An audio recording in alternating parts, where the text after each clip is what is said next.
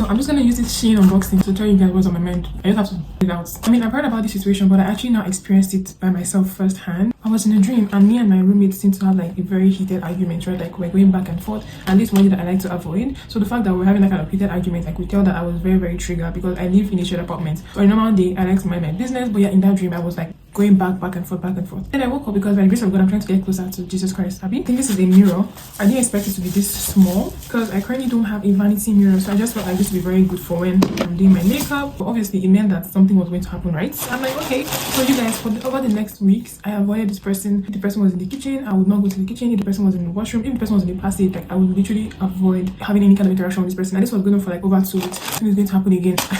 Oh, this is so cute. This is so cute anymore.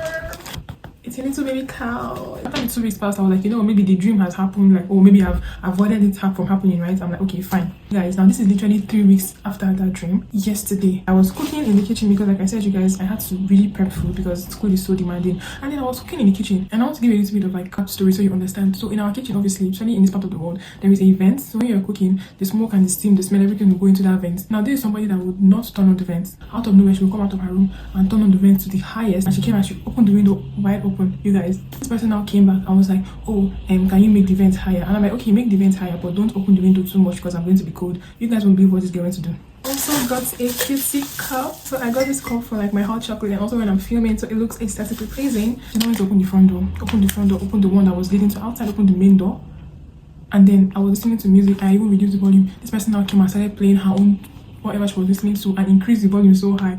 You guys, the way the Holy Spirit just was, man, I was about to let her know that what she was doing was rubbish. The way the Holy Spirit just like held my mouth in. Oh god. When I'm talking about it now, I can really just see how the Holy Spirit was the one that said, Bella, don't say anything. You guys, I was so irritated. I was so pissed. Luckily, I had my headphones in the sitting room, so I just went to grab my headphone. I just put it on. I put my worship music, and I was just minding my business because, you guys, I think I had every right to just retaliate at that point of like, yeah, what you are doing is actually nonsense. Like, it doesn't make any sense. But yeah, the Holy Spirit held my mouth. He just helped me to just hold my peace. But on the bright side, this person is actually moving out of the house. I also got this adapter because my own just stopped working for no reason. So and yeah, that was the whole story, you guys. Like, I'm like, how can people like be like this?